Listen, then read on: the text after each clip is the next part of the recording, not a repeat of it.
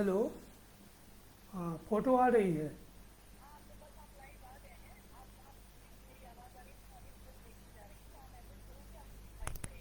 Okay. तो नहीं, मैं तो बोल ही रहा हूँ ना, यही माइक लगा हुआ है। देख देख राइट।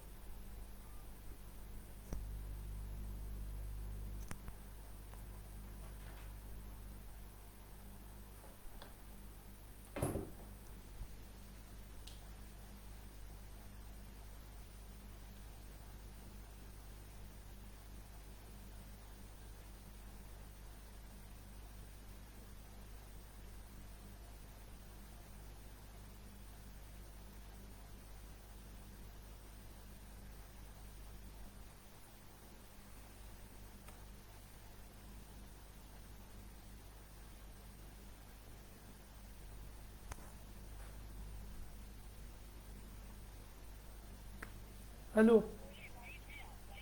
हाँ ठीक है, शुरू करें। अच्छी। Okay right. नमस्कार मित्रों। सबसे पहले ब्रह्मराक्षस के द्वारा आयोजित ये जो श्रृंखला है, जिसमें कि कुछ छूट गए या हाशिए के जो आलोचक हैं, उन पर बातचीत हो रही है। तो ब्रह्मराक्षस के दो सजल पूर्व शिष्य वंदना जी और संजय श्रीवास्तव, दोनों का मैं आभारी हूँ, जिन्होंने मलयज पर बातचीत करने का ये मौका हमको दिया। हमारे एक मित्र पूछ रहे थे कि व्हाट इज दिस ब्रह्म राक्षस। तो मैंने उनको समझाया कि उन्होंने कहा कि it's a very negative word in mythology. तो मैंने जब उनको बताया मुक्तिबोध की कविता के बारे में, वो जिसमें कि अंत में कहा गया है कि मैं ब्रह्म राक्षस का सजल उड़ शिष्य होना चाहता, तो हम सब इस पृष्ठ पर ब्रह्म राक्षस के सजल उड़ शिष्य होने की कामना को लेकर मलयज पर बातचीत के लिए यहाँ मौजूद है।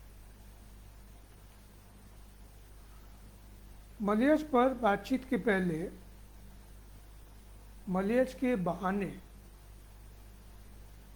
हिंदी आलोचना पर भी थोड़ी बातचीत होनी चाहिए।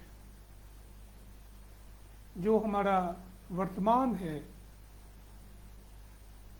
हिंदी आलोचना का, जैसे रचना के क्षेत्र में छोटे बड़े मझोले कद के रचनाकार सक्रिय हैं। उनमें कुछ अल्पप्राण हैं, कुछ महाप्राण हैं, कुछ ऐसे महाप्राण हैं जो चुप रहते हैं, कुछ ऐसे अल्पप्राण हैं जो महाप्राण होने का दावा करते हैं। वैसे ही आलोचना के क्षेत्र में भी भिन्न भिन्न प्रकार के लोग सक्रिय हैं। लेकिन एक कमी जो लगातार दिखाई दे रही है इधर, वो है कि जो भारतीय चिंतन परंपरा है, मेरा मतलब काव्यशास्त्रीय चिंतन की जो परंपरा है, उसका उल्लेख आलोचना के ग्रंथों से लगातार अगर गायब नहीं हो रहा है तो कम होता चला जा रहा है। और ये बड़े दुर्भाग्य की बात है, क्योंकि एफ.आर. लिविस से लेकर और जो हमारे ज़माने में लिखने वाले लोग हैं, मेरा मतलब फ्रांसिस फैनन तक, या और जो दूसरे आलोचक हैं, हम लोग उनकी बार बार चर्चा करते हैं, कई बार तो उनकी शब्दावली, उनकी अवधारणा का भारतीयकरण करके इस्तेमाल करते हैं, लेकिन भरत मुनि से लेकर पंडितराज जगन्नाथ तक ये जो एक समृद्ध चिंतन है, ये नामवर सिंह के बाद हिंदी आलोचना में ये चीज़ें धीरे धीरे गायब होती चली जा रही हैं। और ये ठीक बात नहीं है। नामवर जी के निबंधों को आप पढ़ें, हम उससे जब गुजरते हैं तो वहाँ पर भारतीय काव्यशास्त्र मौजूद दिखाई देता है। हम लोग मलयज की जयंती नहीं मना रहे हैं, इसलिए मलयज के बारे में भी ये कहना होगा कि उनकी आलोचना में भी ये चीज़ कम है या लगभग ना के बराबर है। दूसरी बात मित्रों, कि एक अजीब सा माहौल आलोचकों के प्रति या आलोचना लिखने वाले लोगों के प्रति दिखाई पड़ेगा आजकल। लोग ये कहते हैं या समझते हैं कि आलोचना का काम केवल रचना की व्याख्या करना है, जबकि ऐसी बात नहीं है। रचना से सापेक्षतः स्वतंत्र या कई बार उसके समानांतर आलोचना लिखी गई है पूरी दुनिया में। हिंदी में भी लिखी गई है। हमारे जो बड़े आलोचक हैं उन्होंने कई किताबें ऐसी लिखी हैं जिनका सीधे सीधे हिंदी साहित्य, हिंदी कविता, हिंदी कहानी की व्याख्या से कोई संबंध नहीं है। तो जैसे साहित्य की एक विधा होती है कविता, एक विधा है उपन्यास, कहानी, रिपोर्टाज, रेखाचित्र, संस्मरण, आत्मकथा, आलोचना भी साहित्य की एक विधा है। निश्चित तौर पर रचना की व्याख्या करना आलोचना का कर्तव्य है, उसका एक दाय है, उसकी जिम्मेदारी है, लेकिन वहीं तक वह सीमित नहीं। जहाँ तक रचना की व्याख्या का संबंध है, इसके लिए दुनिया के एक मशहूर चिंतक और आलोचक एफर्ट लिविस ने जो रास्ता बताया है, मुझको लगता है कि वो काबिले गौर है, उस पर विचार किया जाना चाहिए। उन्होंने ये कहा कि एक रचना को आप तब तक पढ़ें, बार बार पढ़ें, जब तक कि उस रचना के बारे में आपकी कोई अपनी राय नहीं बन जाती है। और जब राय बन जाती है तो आलोचक के भीतर सवाल खुद उठना चाहिए कि इज इट सो, ये सही है क्या? और इसका उत्तर यस में आना चाहिए। अगर इसका उत्तर हाँ में नहीं आता है तो इसका मतलब है कि वो आदमी अपने लेखन को लेकर या तो उतनी मेहनत नहीं की है उसने, या आप कहें कि वो खुद कन्विंस नहीं है। जब वो कन्विंस होगा तो दूसरा सहमत असहमत बाद में होगा। सबसे पहले वो खुद उसको अपने आप से सहमत होना चाहिए और पूरे कन्विक्शन के साथ सहमत होना चाहिए। इसके बाद लिविस बताते हैं कि जब हाँ में उत्तर आ जाए तो आलोचक के मन में खुद एक सवाल पैदा होना चाहिए, बट, लेकिन। और ये जो लेकिन है, यही आलोचना की प्रक्रिया को एक निरंतरता प्रदान करता है। और ये लेकिन हर जमाने में उठेगा। एक आलोचक के अपने भीतर भी उठेगा, उसके बाद की पीढ़ी के भीतर उठेगा, जिसको कहा गया कि साहित्य में जिसको हम मूल पाठ कहते हैं, एक सीमा के बाद मूल पाठ कम महत्वपूर्ण होता है और उसकी व्याख्या ज़्यादा महत्वपूर्ण होती है। गोस्वामी तुलसीदास की जो व्याख्या रामचंद्र शुक्ल के पहले लोग कर रहे थे, और शुक्ल जी ने जो उनकी व्याख्या की, और शुक्ल जी के बाद दूसरे लोगों ने जो कुछ पंडिताऊ व्याख्या की, विश्वनाथ त्रिपाठी जी ने जो व्याख्या की, या हमारे समय में अभी हाल में मैं प्रेम कुमार मणि जी का एक आलेख पढ़ रहा था जो समालोचन में छपा, तो बार बार बड़े कवि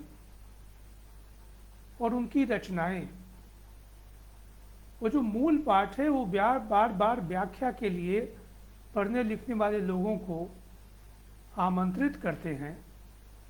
और मैं समझता हूँ कि यही आलोचना की निरंतरता है।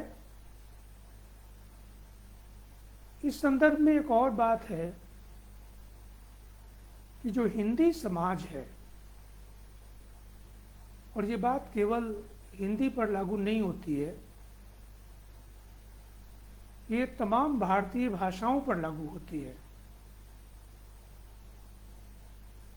और उसके समाजों पर लागू होती है, कि उसका जो देसी बुद्धि वैभव है वह आलोचना के माध्यम से प्रकट हो रहा है। और उस प्रकटीकरण में विश्लेषण आपको दिखाई देगा।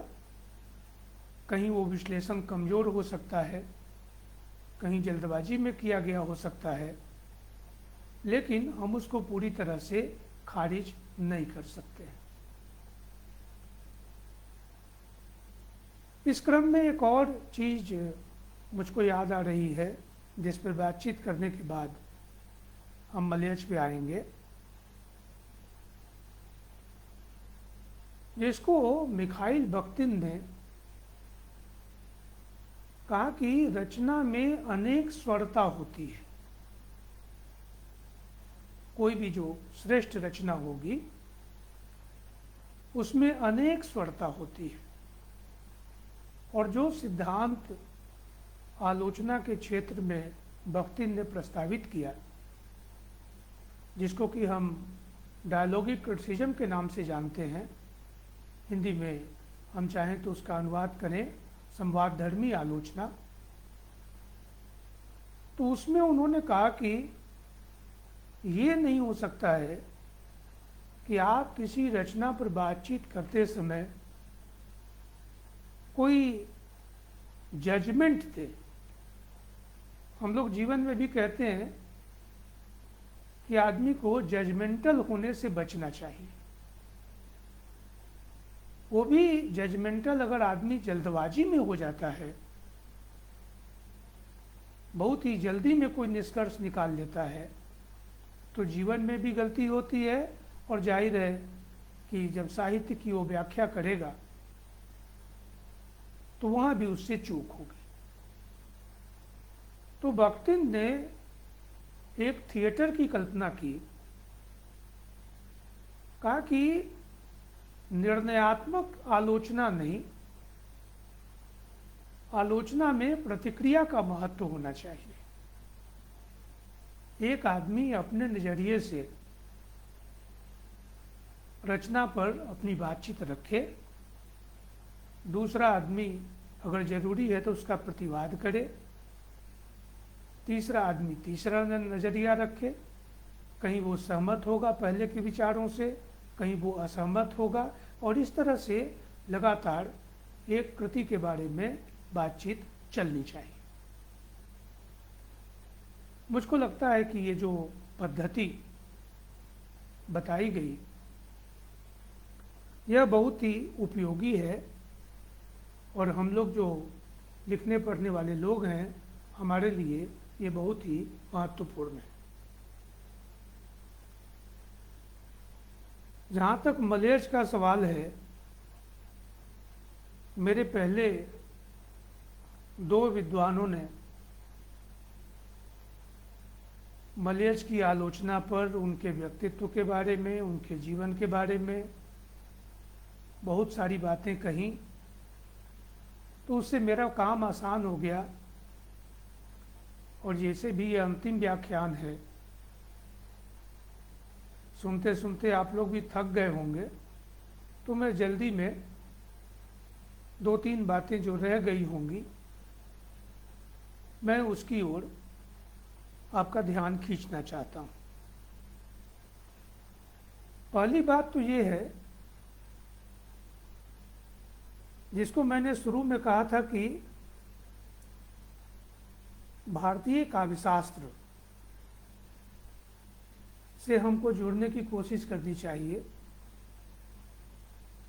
राजशेखर की रचना काव्य मीमांसा में एक श्लोक है, जिसमें कहा गया,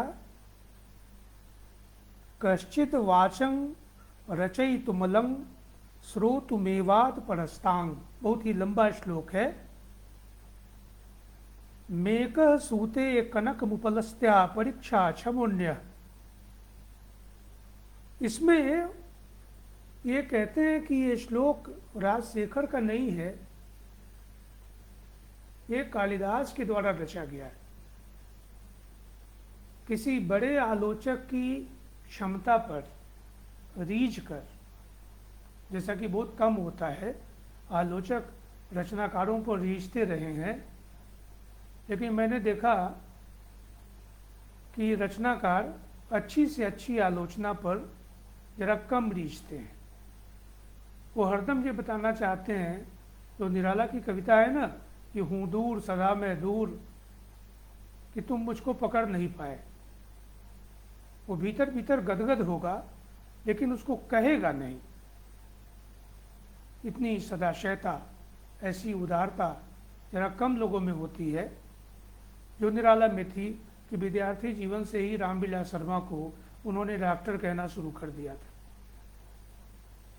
तो किसी बड़े आलोचक और कवि आलोचक पर रीझ कर कालिदास ने एक श्लोक लिखा, जिसमें वो कहते हैं, कोई ऐसा होता है जिसमें कविता रचने की क्षमता होती है। कश्चित वाचं रचयितुमलं। कोई ऐसा भी होता है जिसमें कविता सुनने की क्षमता होती है। और हम सबको मालूम है कि राजशेखर ने कार्यत्री प्रतिभा और भावेत्री प्रतिभा की चर्चा की। तुम्हारी कल्याणमयी बुद्धि दोनों में, अर्थात रचने में और उसकी परिशंसा में, तुम्हारी कल्याणमयी बुद्धि दोनों में समर्थ है, अतः हमें चकित कर देती है। इतने सारे गुणों का सन्निपात नहीं हो सकता। ये सन्निपातो गुणानाम उसमें आया है बीच में। एक पत्थर होता है जो सोने को जन्म देता है, तो दूसरा पत्थर होता है जो सोने की परीक्षा में सक्षम होता है। गरज कि तुम ऐसे पाषाण हो जो कि स्वयं कंचन भी हो और कसौटी भी। मित्रों, जब भी हम मलेच्छ पर बातचीत करेंगे तो ये हमेशा ध्यान में रखना है कि वे कवि आलोचक हैं, और कवि आलोचक की जो अपनी क्षमता होती है और कई बार उसकी अपनी सीमा होती है। और मैंने जैसा कहा था कि हम मलेच्छ की जयंती मनाने के लिए नहीं बैठे हैं, मलेच्छ ने ही हमको सिखाया है और उनके जैसे दूसरे बड़े रचनाकारों ने, आलोचकों ने सिखाया है कि जय जयकार कर देना ये किसी रचनाकार की को जानने समझने का तरीका नहीं। कवि आलोचक की, मैंने कहा कि अपनी एक सक्षमता होती है और कवि आलोचक की अपनी कुछ कमियां होती हैं।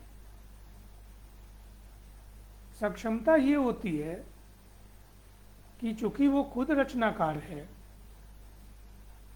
तो उसके पास कविता की, साहित्य की रचना प्रक्रिया का एक पूरा अनुभव होता है।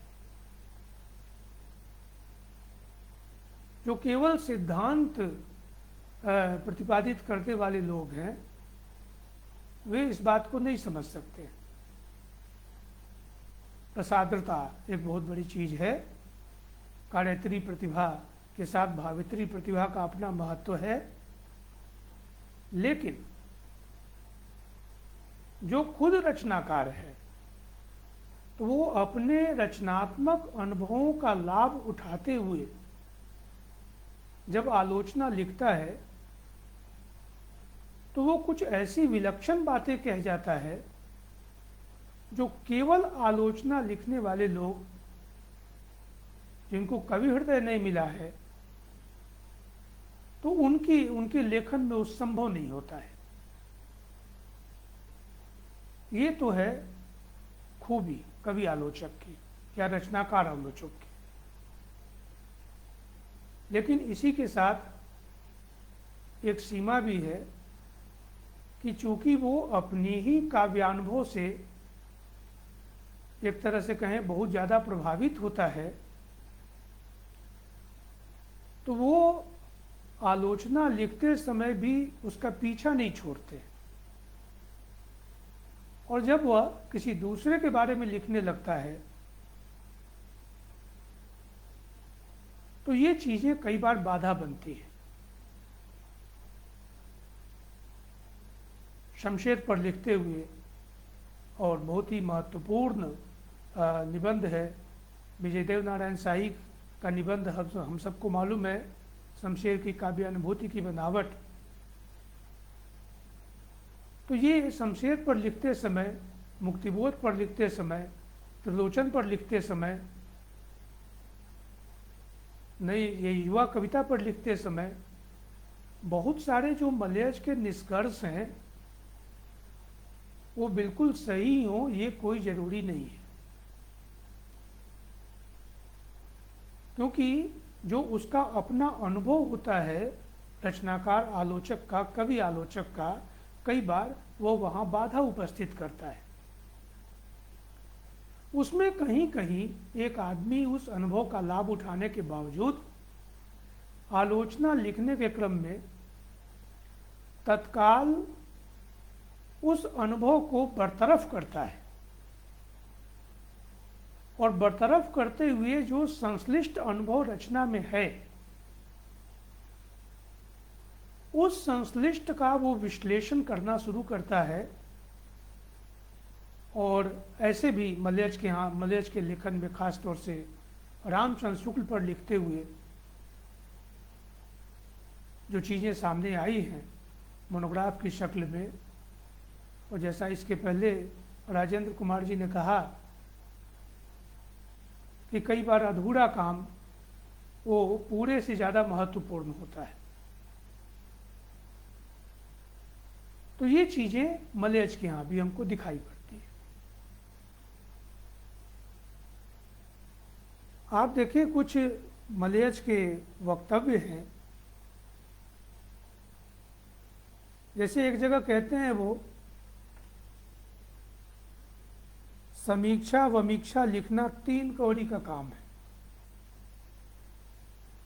बेहतर है कि कविता एंजॉय की जाए, मन ही मन गूंगे के गुड़ जैसी। ये बात कहने के लिए बहुत बड़ा नैतिक साहस चाहिए और ये मलयज ही कह सकते थे। लेकिन इसी में फिर आगे कहते हैं वो चाहे जितने तन्मय भाव से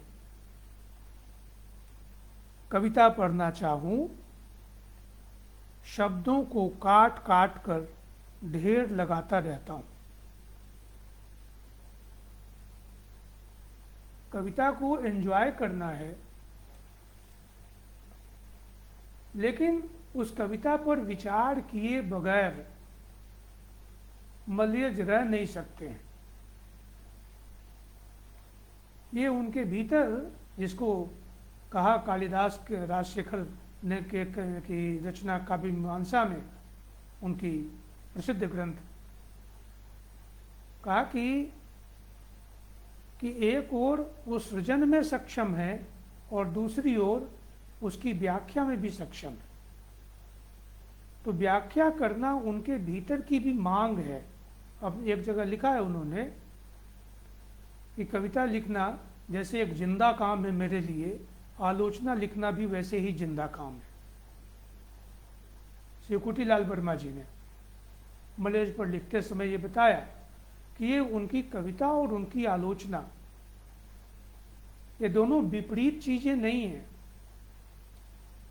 अक्सर सामान्यतः हम लोग बातचीत में रचनाकार और उसके बरक्स आलोचक कि लगता है इसे दोनों बिल्कुल भिन्न चीजें हैं।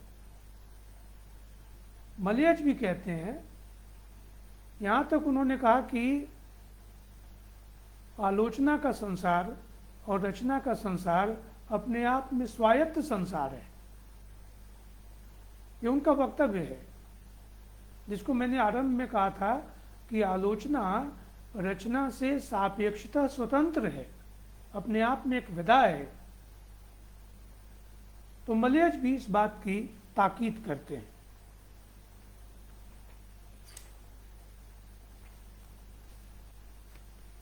वे कवि आलोचक हैं। आप देखें उनकी एक कविता और उससे उनके सामाजिक सरोकार का पता चलता है। मुझको कहने दीजिए, अगर मलयज ने प्रगतिशील लेखक संघ या समय तो जनवादी लेखक संघ उसका कायदे से बना नहीं था,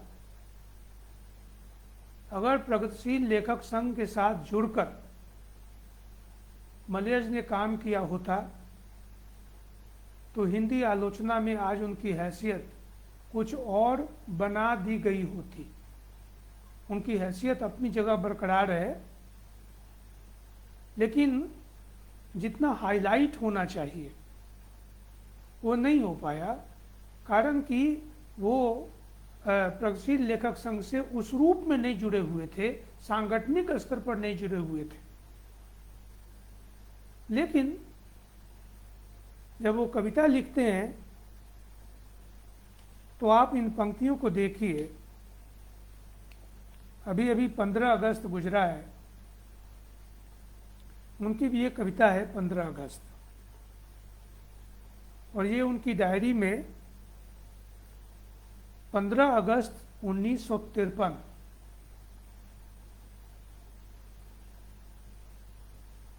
15 अगस्त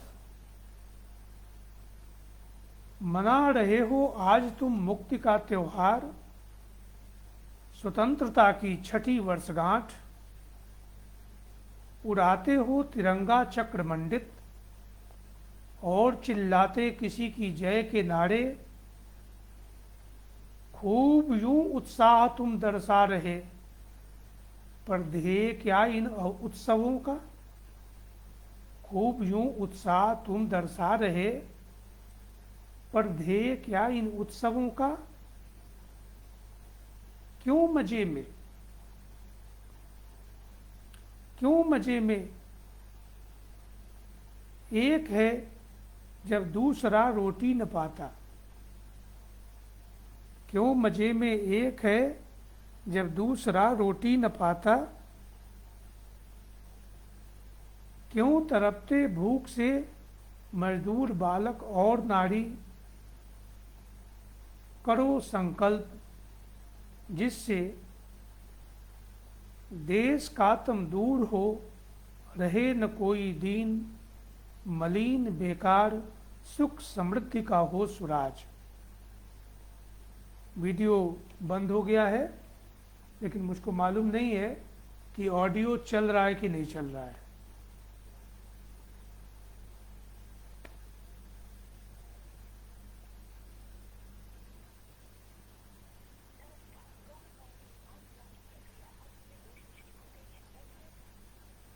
हाँ, ये वीडियो नहीं चल रहा है।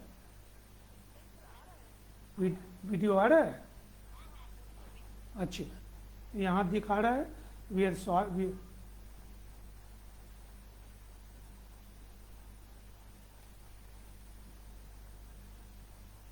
अब देखिए इस कविता को, जब मैं इस कविता को पढ़ता हूँ, कैसे एक व्यक्ति शिल्प के स्तर पर अपने पहले के रचनाकारों से जुड़ता है। पहले के रचनाकार से जुड़ने का मतलब ये नहीं है कि केवल उसका नाम लिया जाए। आप इस कविता को देखिए, मना रहे हो आज तुम मुक्ति का त्योहार, स्वतंत्रता की छठी वर्षगांठ। निराला पर मलयज ने कविता लिखी। ये निराला की कविता है। क्या यह वही देश, भीमार्जुन आदि का युद्ध क्षेत्र, चिरकुमार भीष्म की पताका ब्रह्मचर्य दीप्त उड़ती है आज भी यहाँ के वायुमंडल में चिरनवीन। वो जो शिल्प है जिसका इस्तेमाल अपने ज़माने में निराला ने किया था, मलयज भी उसी शिल्प का, उसी बोलचाल के लहजे का, उसी आवेग का, उसी लगभग उसी तरह की वाक्य संरचना का, इसका संबंध लिखे से कम और बोले से ज़्यादा है, मलयज इस्तेमाल कर रहे हैं। अब आप देखें इस कविता में 15 अगस्त को लेकर जो एक आलोचनात्मक चेतना दिखाई पड़ती है, जो पहले के बहुत सारे कवि हुए, मैथिली शरण गुप्त, निज विजय पताका फहरे, हम सबको विजयी विश्व तिरंगा प्यारा, झंडा ऊंचा रहे हमारा, और वो महान कविता बंकिम की वंदे मातरम। तो ये सारी चीज़ें अपनी जगह हैं। रविन्द्रनाथ टैगोर का राष्ट्रगान हम लोग गाते हैं। गिरिजा कुमार माथुर नाम के कवि ने बहुत ही महत्वपूर्ण रचना लिखी, जहाँ आलोचनात्मक चेतना दिखाई पड़ती है। आज जीत की रात पहरुए सावधान रहना। उसी परंपरा में मलयज की इस कविता को रख के देखना चाहिए, जिसमें वो कहते हैं कि मना रहे हो आज तुम मुक्ति का त्योहार, स्वतंत्रता की छठी वर्षगांठ, उड़ाते हो तुम तिरंगा चक्र मंडित और चिल्लाते, आप देखिए नारा लगाते नहीं और चिल्लाते किसी की जय के नारे। अंत में कहा करो संकल्प जिससे देश का तम दूर हो, रहे न कोई दीन मलिन बेकार, सुख समृद्धि का हो सुराज। शिल्प के स्तर पर निराला से जुड़ते हैं मलयज, और अंतर्वस्तु के स्तर पर, जिसको हम लोग मोटे तौर पर परिवर्तनकामी, क्रांतिकारी, आलोचनात्मक यथार्थवाद आदि आदि कहा करते हैं, ये कविता कहीं न कहीं उससे जुड़ती है। मलयज में कुछ खूबी है, पता नहीं इसके पहले उसका जिक्र किया गया है कि नहीं। जैसे एक है जिसको मैं कहूँगा दो टूकपन। हम लोग जिस जमाने में हैं, आप देखेंगे अक्सर लोग दो टूक बात करने से बचते हैं। मैं कविता की बात नहीं कर रहा हूं। साहित्य में जहां दो टूकपन आएगा, कविता में, आलोचना में, तो कई बार वहां जिसको हम साहित्यिकता कहते हैं वो इन बिटवीन द लाइंस होती है। राजेश जी की किताब ही है दो पंक्तियों के बीच। लेकिन जहां सामाजिक राजनीतिक मुद्दे पर बातचीत करनी है, निश्चित तौर पर वहां अंग्रेजी मुहावरे में कहते हैं टू कॉल ए स्पेड। चीजों को उसके सही नाम से पुकारना, ये असली कला है। अगर कुछ गलत हो रहा है तो उसको गलत कहना, अगर कोई कहीं सच्चाई है तो उसको सही कहना, वहां चुप्पी साध जाना नहीं। मलयज सुविधा भोगी जो वर्ग है उसके बारे में क्या सोचते हैं? कहते हैं अपनी डायरी में, ये 7 अगस्त 1980 को उनकी डायरी में दर्ज है, समाज व्यवस्था को सिर्फ गरीब बदल सकता है। इस बदलाव में सिर्फ उसी की दिलचस्पी है। अमीर केवल यथास्थिति बनाए रखना चाहता है। गरीब स्वभावतः क्रांतिकारी होता है, क्योंकि भूखे पेट और एक लंगोटी के सिवा उसके पास कुछ नहीं होता। जो गरीब के साथ नहीं है वह प्रत्यक्ष या अप्रत्यक्ष तौर पर अमीर के साथ है। और इस तरह से बहुत ही लंबा वक्तव्य है लिखते, जिसमें आगे उन्होंने कहा कि देश उन लोगों से बना है जो ज़्यादातर गरीब हैं, गरीबी की रेखा के नीचे जी रहे हैं। और इस क्रम में अंतिम बात कही उन्होंने, आज सुविधापरस्त होना, अमीर होना एक अराष्ट्रीय कर्म है। आप इस वाक्य पर ध्यान दीजिए। बहुत ही सहज स्वाभाविक ढंग से मलयज का जो दो टूकपन है, ये नेशनल और एंटी नेशनल, हमारे ज़माने का एक मुहावरा है। अगर मलयज की माने, इस बात में सच्चाई है, तो गरीब के पक्ष में जो व्यक्ति खड़ा नहीं है, उसकी मुक्ति के लिए जो काम नहीं कर रहा है, वह एक तरह से अराष्ट्रीय कर्म कर रहा है, ऐसा मलयज मानते हैं।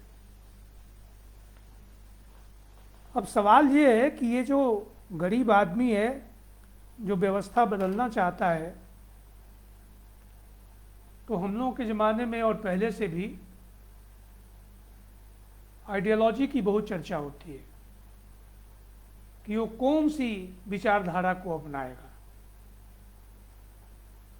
वो गांधीवाद को अपनाएगा, मार्क्सवाद को अपनाएगा, लोहियावाद को अपनाएगा, अंबेडकरवाद को अपनाएगा, सांस्कृतिक राष्ट्रवाद को अपनाएगा, किसको अपनाएगा?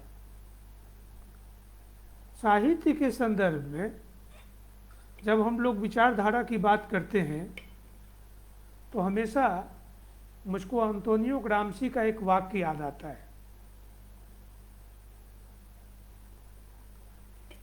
ग्राम्शी ने कहा कि कलाकार के सम्मुख भी एक राजनीतिक परिदृश्य अवश्य होता है,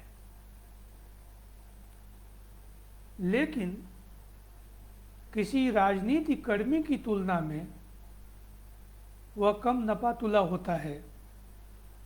इसीलिए कलाकार कम कट्टर होता है। प्रकारांतर से ग्राम्शी ने विचारधारा के नाम पर कट्टरता का विरोध किया है। आप मार्क्सवादी हो, लोहियावादी हो, अंबेडकरवादी हो, गांधीवादी हो, गांधीवादी कम कट्टर नहीं होते। एक संस्मरण है, मैंने कहीं पढ़ा, जिसमें बताया, लिखा था कि मंच पर मोरारजी देसाई थे। उस समय प्रधानमंत्री नहीं थे वो, लेकिन बहुत ही महत्वपूर्ण कांग्रेस के नेता और मंत्री थे। दिनकर काव्य पाठ करके आए और जब कुर्सी पर बैठे तो मोरारजी ने उनकी ओर देखते हुए कहा कि अरे साहब, आप तो हिंसा के समर्थक और मार्क्सवादी दिखते हैं, कम्युनिस्ट मालूम पड़ते हैं। और ऐसा कहते हुए उन्होंने एक कुर्सी छोड़कर, उन्होंने कुर्सी बदल ली, एक कुर्सी छोड़कर जरा दूर जाके बैठ गए। निवेदन ये मैं करना चाहता हूँ मित्रों कि ये कट्टरता केवल मार्क्सवादियों में हो ये जरूरी नहीं है। एक कट्टरता किसी में हो सकती है, और ये कट्टरता समाज के विकास के लिए बाधक है। साहित्य और कला की दुनिया में इसके लिए कोई जगह नहीं है। बावजूद इसके मलय जब इस गरीब आदमी जिसके बारे में कहा उन्होंने कि यही व्यवस्था को बदल सकता है, और जो उस गरीब के पक्ष में नहीं खड़ा है, जो उसके लिए सार्थक कोई कदम नहीं उठा रहा है, वह व्यक्ति एंटी नेशनल है, वह अराष्ट्रीय है। एंटी नेशनल का इस्तेमाल मैं कर रहा हूं, उन्होंने अराष्ट्रीय कहा है। अब आप देखें, जब मार्क्सवाद पर मलयज विचार करते हैं तो उनका कहना है कि मार्क्सवाद का भारतीयकरण आवश्यक है। ये मक्षिका स्थान है, मक्षिका, जिसको राजेंद्र यादव ने अपने एक उपन्यास में कहा कि रूस में बारिश होती है तो भारत में कम्युनिस्ट छाता तान देते हैं। व्यंग किया उन्होंने। वो जो उनका उपन्यास है उखड़े हुए लोग, उसमें ये वाक्य आया है। तो ये तरीका गलत है। कहते हैं कि मार्क्सवाद का भारतीयकरण आवश्यक है, तभी वह तड़प प्राप्त करेगा। अगर भारतीय चिंतन में द्वंद्वात्मकता के तत्व हैं तो उसे मार्क्सवाद के द्वंद्व से जोड़ने में आसानी होगी। और हम सब जानते हैं कि अपने तई, अपने तरीके से ये काम महापंडित राहुल सांकृत्यायन ने, डी कोसाम्बी ने, दामोदर धर्मानंद कोसाम्बी ने और ऐसे तमाम लोगों ने किया। और फिर मैं निवेदन करूं कि वे लोग ऐसा इसलिए कर पाए क्योंकि भारतीय चिंतन परंपरा से उनका गहरा परिचय था। अगर परिचय नहीं होता तो ये काम वो नहीं कर पाते।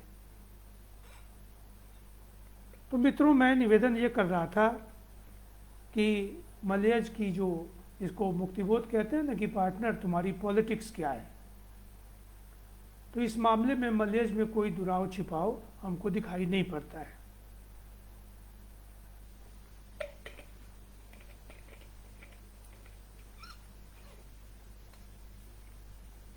एक आध और बातें हैं जो मुझको महत्वपूर्ण लगती हैं। जैसे बातचीत के क्रम में अक्सर किसी के बारे में लोग पूछते हैं कि वो आदमी कैसे है। अब ये सवाल अपने आप में बहुत ही बड़ा सवाल है, ये इतना आसान नहीं है। मलयज का जो लेखन है उसमें कुछ उसका कुछ अंश मैं आपके सामने रखना चाहता हूँ। उनकी डायरी का अंश है। और आप देखिए कि मलयज कैसे दो टूक बातचीत करने में विश्वास करते हैं। कुछ लोगों ने उनको अज्ञेयवादी कहा है। अज्ञेय पर खुद उन्होंने पूर्व अज्ञेय, उत्तर अज्ञेय, तो कहते हैं कि तीसरे अज्ञेय की तलाश करनी है। और वो जो किताब लिखी है उन्होंने, कविता से साक्षात्कार, आप देखें आलोचना की किताब है, लेकिन उसमें जो निबंधों के शीर्षक हैं वो कितने क्रिएटिव हैं। बात बोलेगी पर कब, तीसरे अज्ञेय की तलाश, डबडबाई आंतरिकता, ये सर्वेश्वर दयाल सक्सेना पर निबंध है। औसत भारतीयता का कवि त्रिलोचन पर है। एक खाना बदोश यात्रा, ये प्रभाकर माछवे पर निबंध है। आप देखें यथार्थ से आदि मुठभेड़, और इसके अलावा फिर सृजनात्मक तनाव पर बातचीत करते हैं, वो अंतर्निष्ठा पर बात करते हैं। तो ये लिखने का जो उनका पैटर्न है उसमें एक क्रिएटिविटी हमको दिखाई पड़ेगी। नामवर जी की जो छायावाद किताब है आप देखेंगे उसमें भी ज़्यादातर जो शीर्षक लिए गए हैं, पहले मैंने मैं शैली अपनाई, केवल मैं, इस तरह से कई शीर्षक कविताओं से लिए गए हैं ज़्यादातर। ये रचना से शीर्षक लेने से ये पता चलता है कि आलोचना लिखते समय भी आदमी बिल्कुल शुष्क नहीं है, उसमें क्रिएटिविटी है, जिसको पकड़ने के लिए एक तड़प है उसके पास में। अज्ञेय के संदर्भ में कुछ बातें उन्होंने कही हैं जो कि कुछ अजीब लग सकती हैं। बुर्जुआ संस्कृति अज्ञेय और उनके जैसे सोचने वालों का फिनिश्ड प्रोडक्ट है।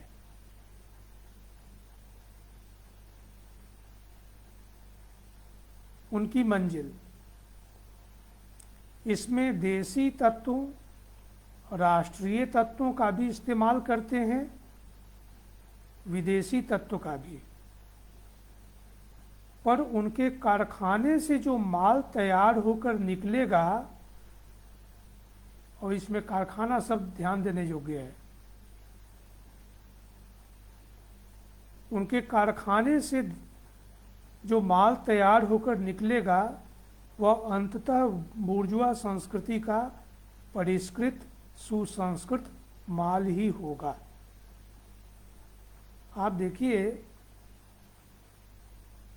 साहित्य सृजन के संदर्भ में अज्ञेय को लेकर ये जो वाक्य लिखा गया है, इसको इससे गुजरते हुए मुझको कार्ल मार्क्स का वो वाक्य याद आता है जहाँ वो कहते हैं कि कलाकार कला का सृजन उसी तरह करता है जैसे रेशम का कीड़ा रेशम बनाता है, लेकिन साहित्य के वे सर्वहारा जो प्रकाशकों की मांग पर किताब लिखते हैं वे सर्जक नहीं है, वे उत्पादन करते हैं, वे उत्पादक श्रमिक हैं। कला का उत्पादन नहीं होता है, उसका सृजन होता है। अज्ञेय के बारे में उन्होंने लिखा कि वो उनके कारखाने से जो माल तैयार होकर निकलेगा, तो ये मुझको थोड़ा सा, उसके बाद जिसको कहते हैं सूक्ष्म पर्यवेक्षण, कुछ लोगों में, और ज़रूरी नहीं है कि वे सारे लोग कवि और आलोचक हों, कुछ लोगों में क्षमता होती है कि वो आपको परख लेंगे।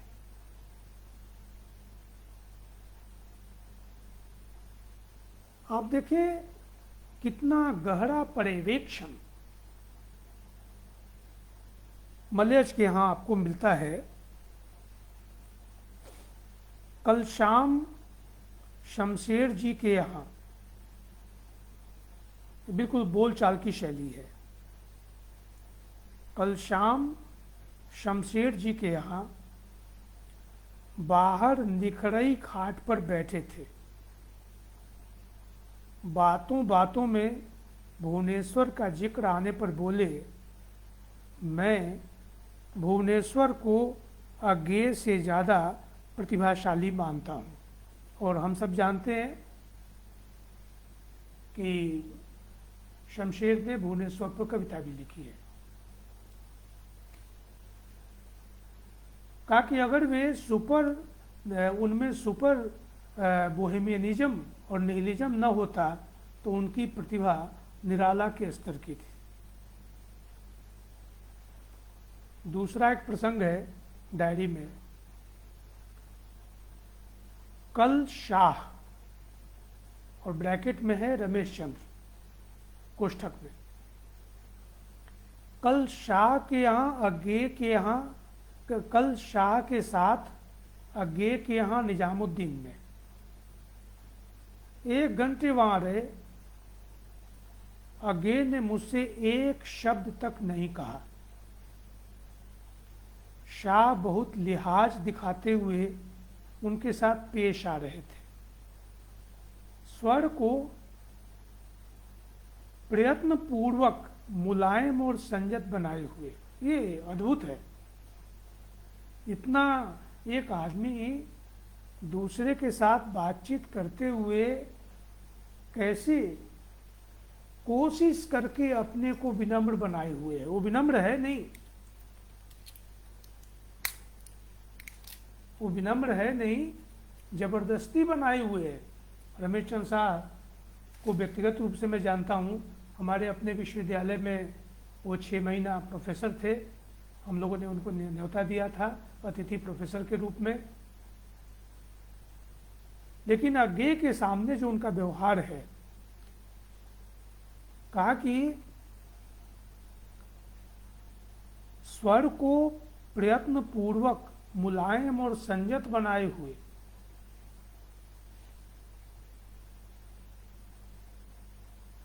इन दोनों के वार्तालाप का कोई भी अंश पूर्ण रूप से सुन पाना असंभव था।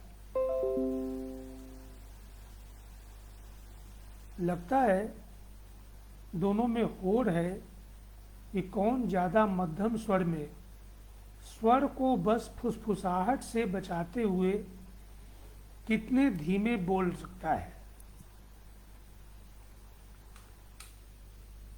कि कौन ज्यादा मध्यम स्वर में स्वर को बस फुसफुसाहट से बचाए हुए कितने धीमे बोल सकता है। मुझे अपने आप पर गुस्सा आता रहा कि मैं वहां क्यों गया, क्या जरूरत थी मुझे वहां जाने की। इसके बाद शाह के अंदर सांस्कृतिक वैभव की जरूरतें कहीं कहीं एक आत्महीनता का बिंदु है, जो उन्हें बार बार अज्ञेय के निकट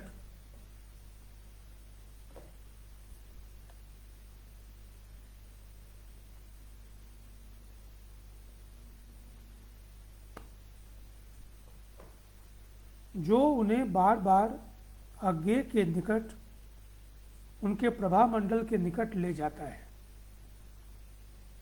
अज्ञेय इस आत्महीनता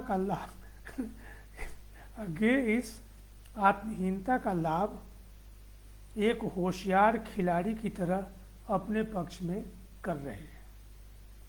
अद्भुत ये वाक्य है, अद्भुत पर्यवेक्षण है कि जो व्यक्ति पेश आ रहा है वो नकली विनम्र है, और उसकी नकली विनम्रता का इस्तेमाल, उसका लाभ जो एक स्थापित व्यक्तित्व है वह कैसे ले रहा है। और मलयज इसको परख रहे हैं, और ऐसा हम लोग समाज में देखते हैं। जो भी उच्च पदस्थ लोग हैं उनके आगे पीछे उनको खुश करने के लिए, जिसको पहले कहते थे फील गुड फैक्टर, कि यूं ही मतलब उसको प्रसन्न रखने के लिए लोग यूं ही आदतन खुशामदी, रघुवीर साहब की कविता में आया है। कई लोग ऐसे होते हैं जो आदतन खुशामदी होते हैं, जहां जरूरत नहीं है वहां भी खुशामद करेंगे।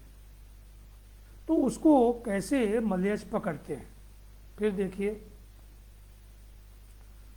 शाह के इस गुप्त खेल का पता नहीं। पिछले दिनों जब आगे मेरे दफ्तर में चंद मिनटों के लिए आए थे, तभी से मन में था कि उनसे मिलूंगा। आगे के बारे में सुन सुनकर ऐसा लगता था कि वे पहले की अपेक्षा लोगों से उतने रिजर्व नहीं रहते, पर शायद यह भ्रम था। आगे के मूल स्वभाव में कोई परिवर्तन नहीं आया है। मैं भक्त की हैसियत से उनके पास नहीं गया था। मेरे पास उनके विरुद्ध वे सारे तर्क थे जो मैंने पिछले दिनों में अर्जित किए थे। शायद आगे को इसका पता हो। मुझे यह उम्मीद नहीं करनी चाहिए कि आगे व्यक्ति के रूप में राग द्वेष से ऊपर है और अपने विरोधी की उपेक्षा नहीं करेंगे। उन्होंने जानते बूझते हुए मेरी उपस्थिति को मानने से ही इनकार कर दिया। ये 18 जून 1979। आप देखिए, बहुत ही गहरा पर्यवेक्षण। ये कैसे एक स्थापित रचनाकार जो नया लेखक है उसको उसकी उपेक्षा करके ये बता देना चाहता है कि तुम्हारी हैसियत क्या है, तो मलयज उसको रेखांकित करते हैं। इसके बाद हिंदी उर्दू के संबंध पर जो आगे का विचार है, और ख़ासतौर से शमशेर बहादुर सिंह ने, हम सब जानते हैं कि उर्दू का इस्तेमाल अपने ढंग से किया है। उनके गद्य में, उनकी हिंदी की कविता में, और इसके अलावा जो उर्दू में जो उन्होंने गज़लें कही हैं, वहाँ तो उर्दू का इस्तेमाल है ही, बहुत अच्छी उर्दू का इस्तेमाल है। मुल्क व दौलत, दीन व ईमा, जिसमें कहते हैं कि हुस्न और इश्क, मुल्क व दौलत, दीन व ईमा और समथिंग, मैं भूल रहा हूँ, आपको बाजार से जो कहिए ला देता हूँ मैं। इस तरह से उस्ताद जैसे, या मुक्तिबोध के बारे में जो उनकी पंक्ति है, जमाने भर का कोई इस कदर अपना न हो जाए कि अपनी जिंदगी ही आपको वीराना हो जाए। लेकिन शमशेर पर बातचीत के क्रम में आगे कहते हैं कि उनका जो भाषा संस्कार है वो हीन है, और उसकी वजह है उर्दू। ऐसा आगे जी कहते हैं। मलयज लिखते हैं,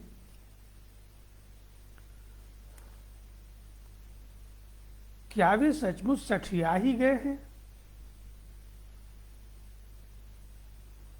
समूचे उर्दू राग को आगे इतना हीन मानते हैं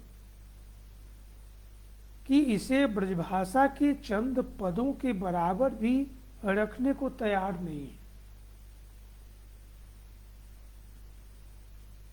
इतनी अनर्गल विचार की अपेक्षा आगे से नहीं थी।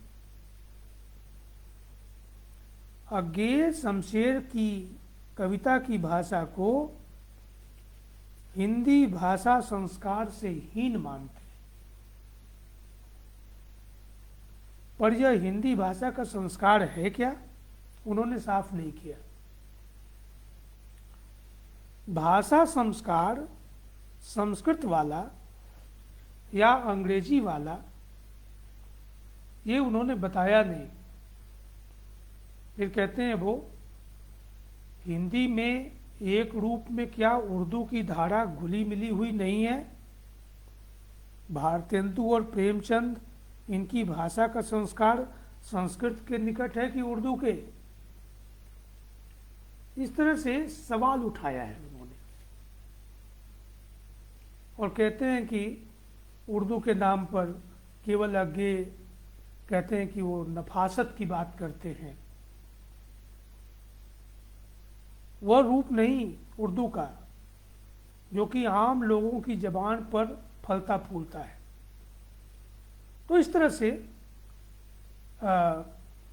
जो भाषा को लेकर आज्ञे जी में एक आपका ये कट्टरता है, उसकी इन्होंने आलोचना की है।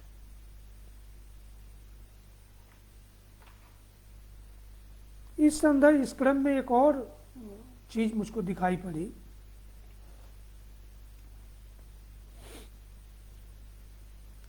आगे से जन्मी मुलाकात के संबंध में शाह ने एक बात बताई। शाह का मतलब यहाँ रमेश चंद्र शाह है। आगे से जन्मी मुलाकात के संबंध में शाह ने एक बात बताई बातचीत में। आगे ने शाह के लेखन के बारे में जिज्ञासा नहीं की, न उनके लिखे पर अपनी प्रतिक्रिया ही की। कभी पूछा नहीं कि आजकल क्या लिख पढ़ रहे हैं। आगे हमेशा अपने को बातचीत के केंद्र में रखना चाहते हैं। पूर्वाग्रह के पिछले अंक के बारे में इतना ही कहा कि उसमें आपका लेख देखा अच्छा लगा।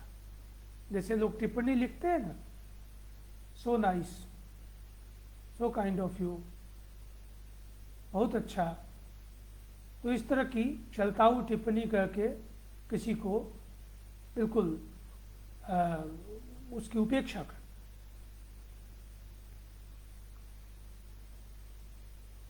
कहा कि पूर्वाग्रह के पिछले अंक के बारे में केवल इतना कहा कि उसमें आपका लेख देखा अच्छा लगा, पर वह अंक स्वयं शाह पर केंद्रित है। अंतिम बात कही है जो सुन के थोड़ा हो सकता है किसी को अगर चोट पहुंचे तो मैं क्षमा प्रार्थी हूँ, लेकिन ये मलेच का कथन है। आगे ईगोइस्ट हैं। तब आगे के संपर्क में शाह को क्या मिलता है? शाह कभी कभी खुद से सवाल पूछते हैं। आप देखिए, बहुत ही गहरा पर्यवेक्षण व्यक्ति का। एक तो उनके मित्र हैं रमेश चंद्र शाह, जिनसे काफी वो करीब हैं, और एक स्थापित रचनाकार, बड़ा लेखक। दोनों के बीच की बातचीत को देखकर वो तय करता है कि सामने वाला, कई बार एक आदमी इस कदर भी पहचाना जाता है, इस तरह से भी पहचाना जाता है कि वो आपसे दूसरों के बारे में क्या बातचीत करता है। एक आदमी अगर दूसरों की उपेक्षा कर रहा है या उसके बारे में कोई घटिया बात कर रहा है, इसको लूज कमेंट कहते हैं, तो कल वो आपके बारे में भी करेगा। तो ये पता चल जाता है, और इस बात की तायीद करते हैं मलेच। मित्रों, जैसा मैंने कहा कि एक हम लोग पता लगाते हैं कि वो आदमी कैसा है। अगर आदमी घटिया है तो कई बार हम उसके लेखन से भी विकर्षित हो जाते हैं, क्योंकि साहित्य कुल मिला के जीवन की ही पुनर्रचना है। जो आदमी जिंदगी में इगोइस्ट है या बहुत ही रद्दी टाइप का आदमी है, तो साहित्य में एक मुद्रा तो हो सकती है उसकी, क्रांतिकारी मुद्रा की कविता और क्रांतिकारी कविता, विनम्रता का अभिनय करना और विनम्र होना दोनों दो चीज है, दोनों अलग अलग बातें हैं। तो मनुष्य के रूप में आप देखिए, बहुत ही दो टूक तरीके से मलेज अपनी बात रखते हैं। मध्य प्रदेश कला परिषद ने कुछ आयोजन किए थे और उस समय उसका जायजा लिया गया था हम सबके आदरणीय हिंदी के बड़े कवि और आलोचक अशोक वाजपेयी के द्वारा। उन्होंने अपनी एक टिप्पणी लिखी थी और ये टिप्पणी, इसकी भाषा और ये बहुत ही आकर्षक है। अशोक जी ने लिखा था उस जमाने में, ये उत्सव 73 और उत्सव 75, 73 से 75 तक का जो जायजा लिया गया है इस टिप्पणी में।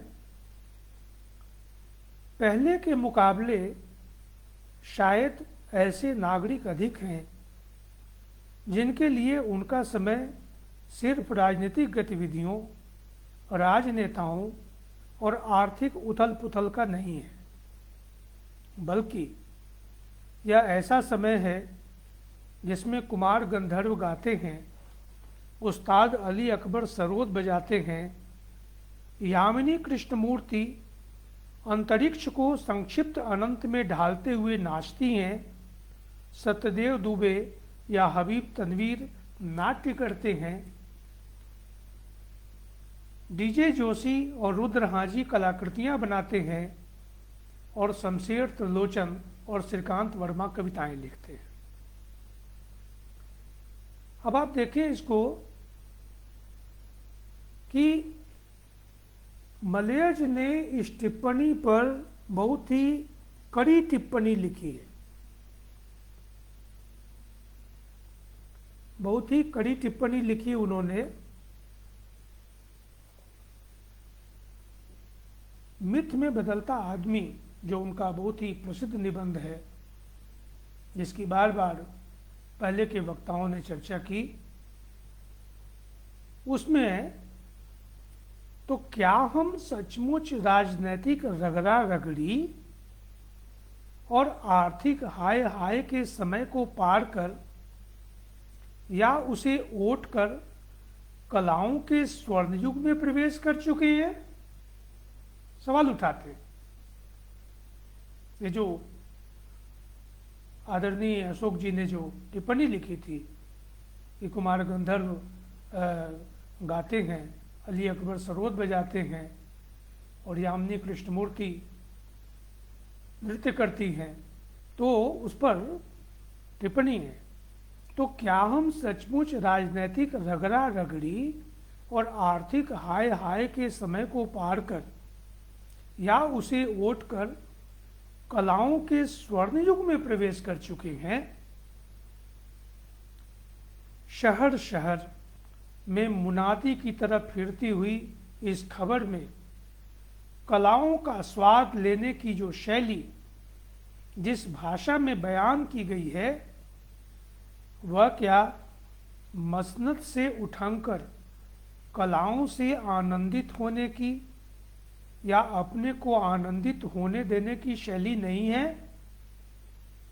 क्या फुर्सत की कला से अपने जीने को समृद्ध करने के पहले हम जीवन संघर्ष की आग में पूरा पूरा दह चुककर तप चुककर बचे हुए निकले हैं? अब आप देखें, ये बहुत ही सभ्य भाषा में बहुत ही कड़ी टिप्पणी है और ऐसी टिप्पणी लिखने वाले के पास नैतिक साहस चाहिए। और हम सब जानते हैं कि जिसमें नैतिक साहस नहीं है वो बड़ा आलोचक और बड़ा कवि होने का जितना भी नाटक कर ले वो हो नहीं सकता, क्योंकि जो नैतिक स्खलन है वही अनुभूति के स्खलन का कारण है। जो चीजें अनुभव में नहीं आ सकी वो अनुभूति में नहीं आ सकती, और जो अनुभूति में नहीं आ सकी चीज वो अभिव्यक्ति में नहीं आ सकती। तो ये जो रचना में, आलोचना में अगर कोई स्खलन हमको दिखाई पड़ता है तो इसके मूल में नैतिक स्खलन है, और नैतिक स्खलन को अपने यहाँ भारत में बड़े सीमित संदर्भ में लोग देखते हैं।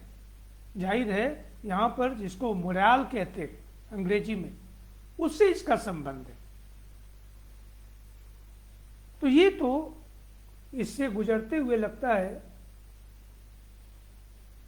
कि एक सृजनधर्मी कवि आलोचक जो क्रांतदर्शी है, जो कविता में उन चीजों को पकड़ता है जिसकी चर्चा हमारे जमाने में लोग करते,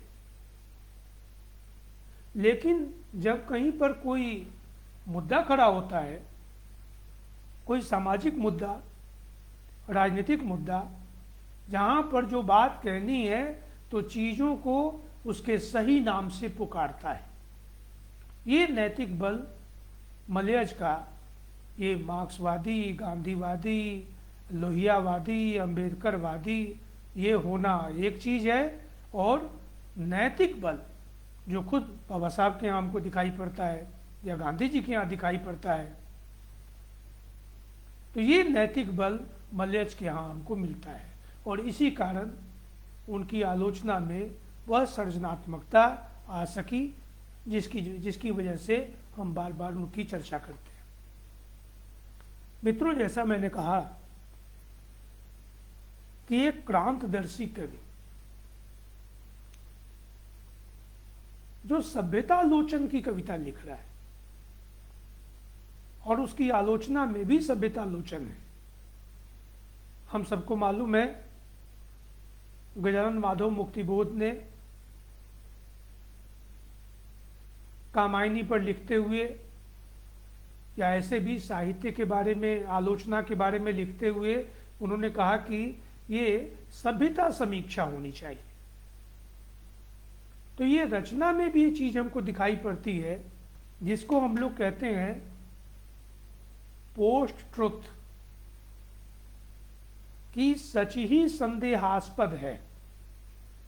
सच क्या है, गलत की, खासतौर से इलेक्ट्रॉनिक मीडिया के आने के बाद से ये स्थिति बनी है। जब पहली बार कहते हैं कि रेडियो आया था प्रचलन में,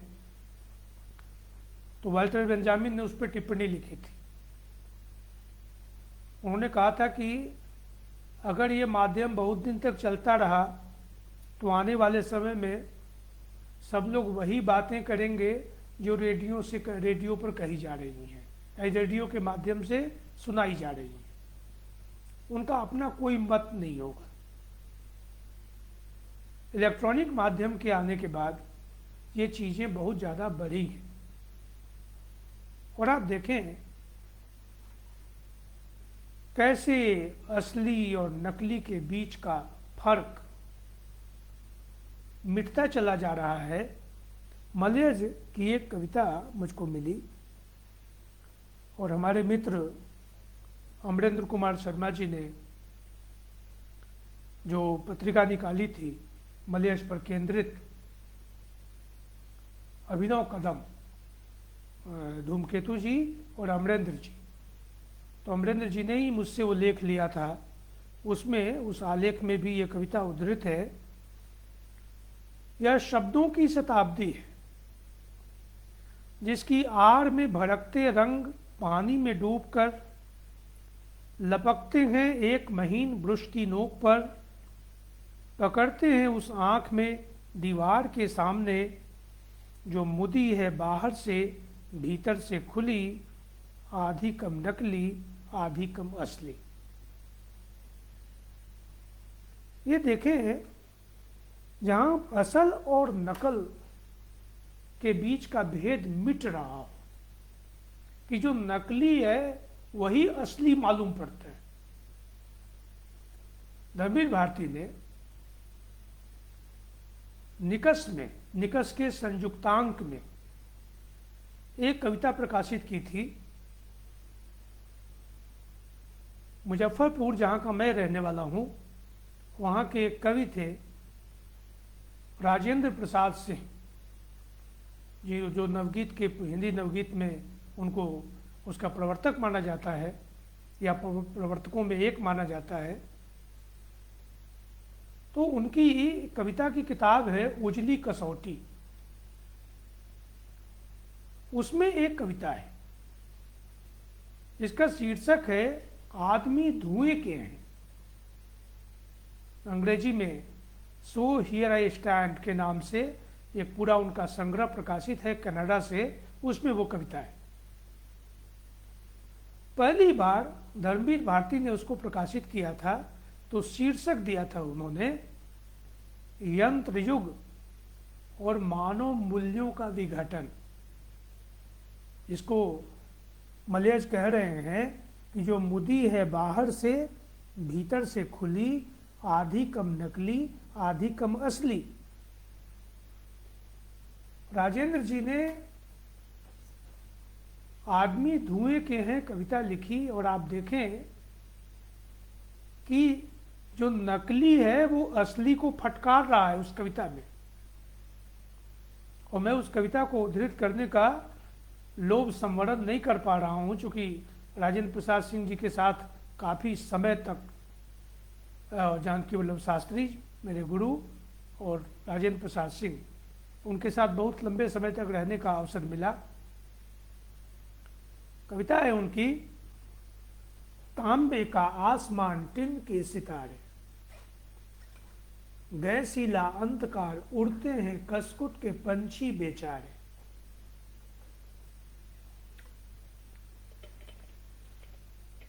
तांबे का आसमान टिन के सितारे, गैसीला अंधकार उड़ते हैं कसकुट के पंछी बेचारे। लोहे की धरती पर चांदी की धारा, पीतल का सूरज है रांगे का भोला सा चांद बड़ा प्यारा। बहुत लंबी कविता है। सोने के सपनों की नौका है, गंधक का झोंका है, हीरे की चाहत ने घड़ी घड़ी टोका है, शीशे ने समझा कि रेडियम का मौका है। और जिसकी ओर मैं इशारा कर रहा था कि जो नकली है वो असली को फटकारता है। धूल अनकल्चर्ड है इसीलिए बकती है। हम लोग के जमाने में ये मुहावरा है, this fellow is not cultured, uncultured, uncivilised. धूल को जो नकली है वो धूल, यहाँ आम आदमी, औसत आदमी जिसको मलयज कहते हैं, जिस अर्थ में उन्होंने त्रिलोचन को औसत भारतीयता का कवि कहा, तो ये जो औसत है, जो एवरेज है, उसको नकली कह रहा है, अनकल्चर्ड। धूल अनकल्चर्ड है इसीलिए बकती है, जिंदगी नहीं है यह धोखा है, धोखा है। जो सही है धोखा, जो उसको धोखा कह रहा है, धोखा देने वाला जो समाज का तबका है, ये जो नकली संस्कृति है, वो उस सही आदमी को कह रही है अनकल्चर्ड है, इसीलिए कहती है नहीं, बकती है। जिंदगी नहीं है यह धोखा है, धोखा है।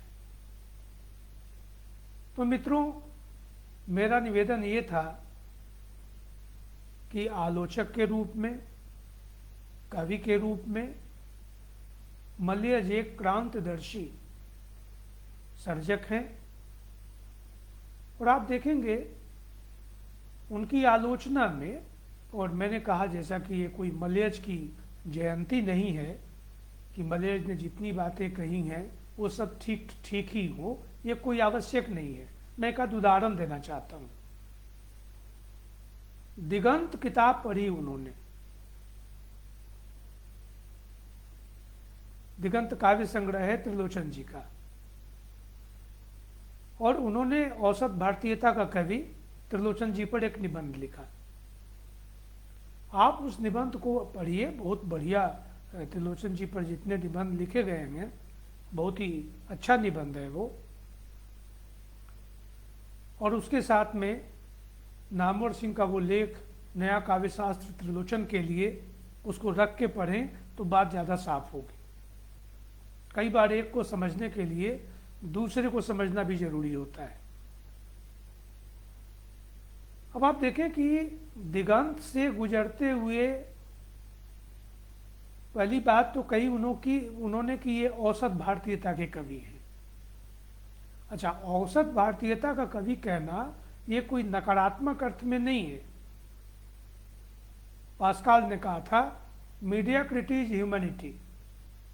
जिसको हम अल्पप्राण कहते हैं, जिसको आम आदमी कहते हैं, जिसको औसत आदमी कहते हैं, वही भारत है।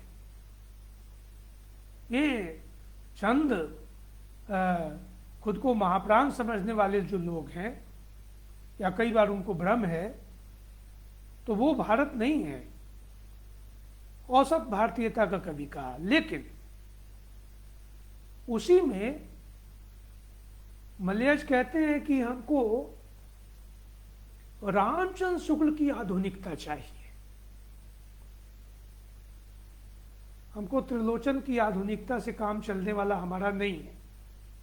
ये हमको नहीं चाहिए, रामचंद्र शुक्ल की आधुनिकता चाहिए। हम लोग जिस जमाने में हैं, आप सबको मालूम है, और रामचंद्र शुक्ल पर भी 1000 सवाल खड़े हैं उनकी अपनी गुणात्मकता के बावजूद। तो ये लगातार चलने वाली प्रक्रिया है। उसी तरह से युवा लेखन पर बातचीत करते समय मलयज ने कहा कि एक जगह कहते हैं वो कि अनुभूति का काव्य शास्त्र हमको नहीं चाहिए, हमको अनुभूति का समाज शास्त्र चाहिए। बहुत अच्छी बात है। फिर उसी निबंध में आगे चल के वो कहते हैं कि ये जितना साहित्य में आलोचना के नाम पर जो चीज़ें लिखी गई हैं, युवा लेखन को लेकर जो बहस चल रही है, वह सब समाजशास्त्र और अर्थशास्त्र का उच्छिष्ट है। उसके उच्छिष्ट के रूप में चीज़ें सामने आ रही हैं, जबकि इसके मूल में उस राजनीति को रख के देखना होगा। वही वह नियामक बिंदु है, और सारी बहस नियामक बिंदु से अलग हो गई है। मेरे सामने सवाल ये है कि पहली बात तो ये है कि जिसको राजनीति कह रहे हैं वह समाज शास्त्र से अलग नहीं है, समाज विज्ञान का ही हिस्सा है। और जिसको हम राजनीति कहते हैं तो उसके पीछे कोई न कोई एक सामाजिक आर्थिक व्यवस्था होती है। आप उस व्यवस्था को नकार नहीं सकते हैं। राजनीति की भी अपनी एक अर्थनीति होती है, राजनीति की अपनी एक समाज नीति होती है। राजनीति समाजशास्त्र से, अर्थशास्त्र से निरपेक्ष नहीं हो सकती है। तो ये मलयज के यहाँ कुछ चीज़ें आपको मिलेंगी जो कि बहस का मुद्दा है, और मैंने अपने निबंध में इसकी ओर इशारा भी किया है। दूसरी बात,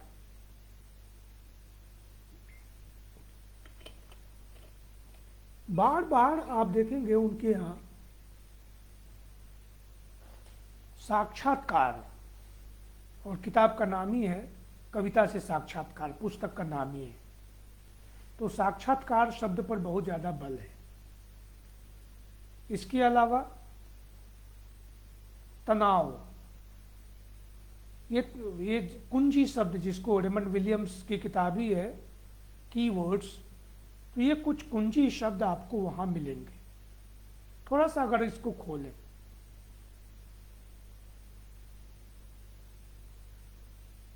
रचना की जो भाषा है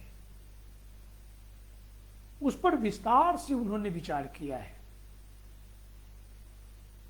और आप देखें कि एक रामचंद्र शुक्ल पर लिखते समय जो अच्छी कैसी कविता होनी चाहिए उसका एक खाका पेश करते हैं मलयज, और उसमें कहते हैं कि भाषा के भीतर जो अनुभूति है, भाषा के बाहर वही कर्म है। कविता सच्ची बनती है अनुभूति की तीव्रता से, और कविता श्रेष्ठ बनती है कर्म की प्रखरता से। बौने जीवन से महान कविता पैदा नहीं हो सकती। कहने का मतलब ये है मित्रों कि अगर कोई व्यक्ति जीवन में छोटा है तो वो बड़ा लेखक भी नहीं हो सकता है। अगर कोई क्षुद्र है तो क्षुद्र व्यक्ति बड़ा रचनाकार, बड़ा आलोचक नहीं हो सकता है, वो दावा चाहे जितना कर ले, और ये इसका फैसला समय कर देता है। कविता और आलोचना को लेके भी उनके कुछ अपने मंतव्य हैं। जैसे उन्होंने बार बार मैंने निवेदन किया कि वो साक्षात्कार की बात करते हैं।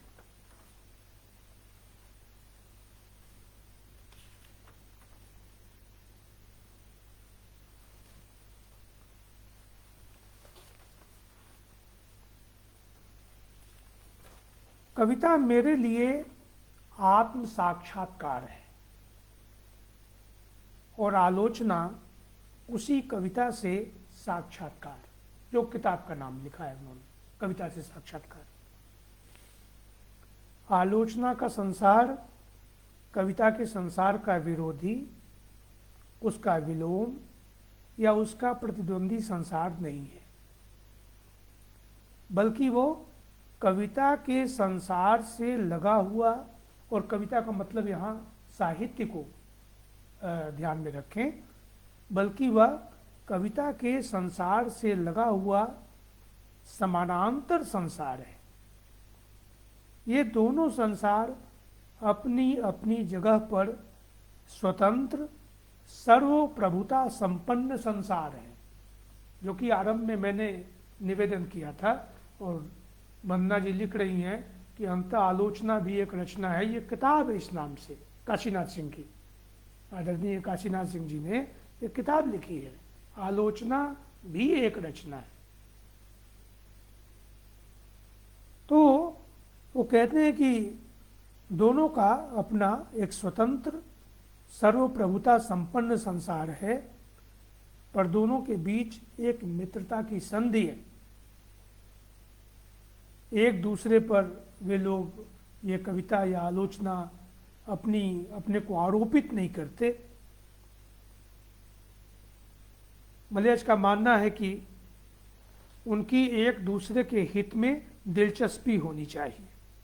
तो इस तरह से उन्होंने बताया है कि अनुभव जो है वो महत्वपूर्ण है, वही कविता और आलोचना, कविता को आलोचना से जोड़ता है। लेकिन कविता में इससे जुड़ने की भाषा है अनुभूति और आलोचना में विचार, क्योंकि जो संश्लिष्ट अनुभूति है तो संश्लिष्ट का संश्लेषण नहीं हो सकता है, उसका विश्लेषण ही होगा। मेरा ख्याल है काफ़ी समय हो गया है, नाउ इट इज 7:40, तो आई शुड स्टॉप नाउ, मुझको रुकना चाहिए। आप मित्रों ने करीब 1.25 घंटे तक सुना या उससे भी ज़्यादा, आप सबका बहुत बहुत धन्यवाद। और फिर कभी कोई अवसर हुआ तो ये व्याख्यान का उद्देश्य मेरा ख्याल है ये है कि मलयज को नई पीढ़ी पढ़े और पुरानी पीढ़ी के लोग जो मलयज से वाकिफ़ हैं, जिनका ध्यान दूसरी ओर गया हो, तो एक बार फिर मलयज की ओर हम जाएं और मलयज का मूल्यांकन करें और उससे खुद को समृद्ध करें। बहुत बहुत धन्यवाद।